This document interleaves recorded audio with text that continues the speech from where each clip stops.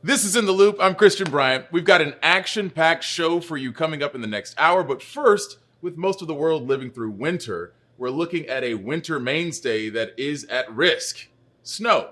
Although it's an Olympic off year, 2023 was going to be a big planning year for the Winter Games, but there's been a hurdle in the planned announcement of a host for the 2030 Winter Olympics. The International Olympic Committee indefinitely postponed the selection, originally scheduled for later this year, as it's still trying to figure out the future of the Games. So, what does this have to do with snow? Well, it gets a little hard to host a Winter Olympics when there's a lot less of it. Climate change and sustainability are big parts of the problem here. A study assessing 21 previous host cities of the Winter Olympics and how they'd fare in various emission scenarios shows the picture gets pretty dire. Even under a low emission scenario, so that's something compatible with a successful Paris Climate Agreement. We're losing almost half of those locations as climate reliable locations this century. A number of those places that are sort of lost from that list are places that we consider, traditional winter powerhouses in terms of sport. Innsbruck, and a lot of them were in the Alps. That's Daniel Scott, a University of Waterloo professor and lead author of the study. In a high emission scenario, it gets even worse. Only one of those cities, Sapporo, Japan, would have conditions good enough to reliably host snow sports. And it's not just about having enough snow. The quality also matters, and that can vary based on things like temperature and humidity. You might not realize it, but as snow sits outside, it literally changes shape. Fresh snow, I often say, it looks like, it's the classic piece of paper that you've cut out that has 6 sides. Not all of it does, but once that hits the ground, it starts to round. The pointy parts, the tips, all the sharp bits will round off and it deposits in the hollows.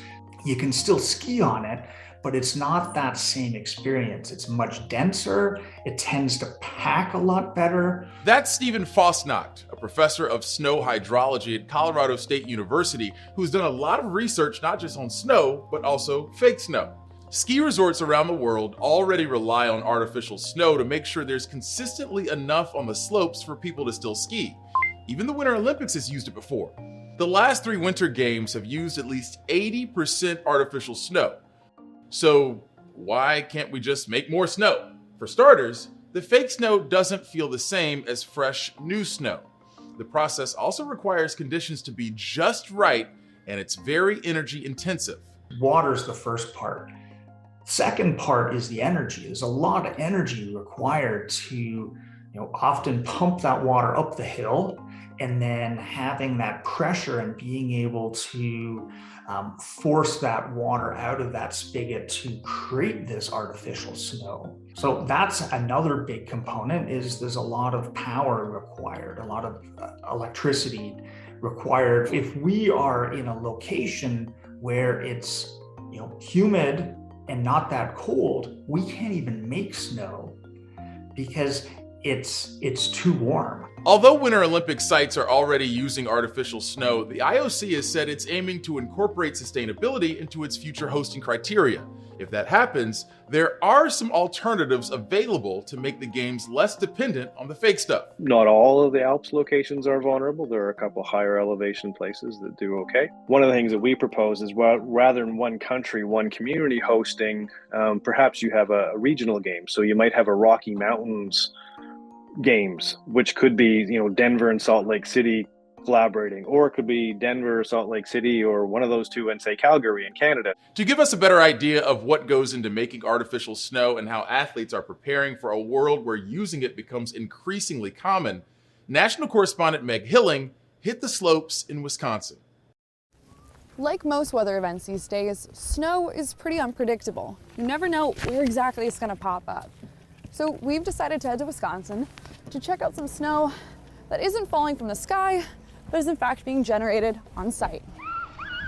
When it comes to making snow, it's an art form mixed with science. It really is. It's a delicate balance. Across the planet, ski resorts big and small are increasingly having to rely on snowmaking technology in order to stay open. According to a January 2022 study by the Sport Ecology Group, as many as 95% of the world's ski resorts are using the technology. The weather's been miserable. Absolutely miserable. It's been warm, it's been rainy. We're dealing with a lot of uncontrollable variables. So how exactly does one create snow, especially enough to ski on? There are 3 ingredients to making snow, and that is air, water, and cold. Using dozens of snow guns equipped with hoses, compressors, and fans, ski resorts are able to combine those ingredients to make snow. But that's only if the temperature outside is cooperating. You can't rob Mother Nature. You can't beat her, but you can cheat her.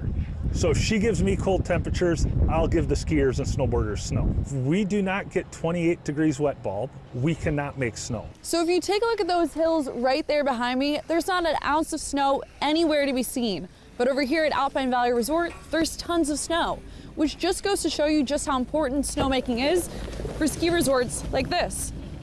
We're always going to have to make snow in Wisconsin. Even if we have a year of steady storms, it would be tough for the storms to keep up, to keep our snow here. You know, in the mountainous states, they're getting, inches, feet every day pretty much. So I would say 98% of our resort relies on our man-made snow. Snowmaking is absolutely critical to our business here at Wilmot.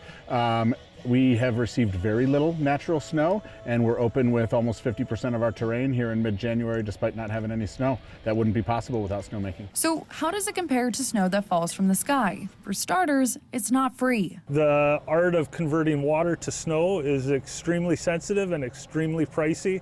So you want it to be as efficient as possible. The snow guns themselves can cost anywhere from $5,000 to $35,000, and that's not including the cost of operating the machines throughout the season, which can range from a couple $100,000 to a few $1 million, depending on the resort. Then there's the round-the-clock crews on snowmaking days. It takes a crew of about 6 on the overnight shift and a crew of about 6 during the day, and that ranges from people who are working with our air compressors to people that are working with our water pumps to the people that are out overnight and during the day checking on every single gun, every single hour. As for the feel of it, this is not artificial snow. This is snow that's made through a mechanical process, but it is real snow, which is frozen water. And when you're skiing groomed terrain, like most of our terrain here is in the Midwest, there's very little difference between machine-made snow and real snow. Now, to simulate powder skiing, like in the trees and off-piste at larger mountain resorts, we're not quite there yet, but hopefully someday. Meg Hilling, Scripps News, Elkhorn, Wisconsin.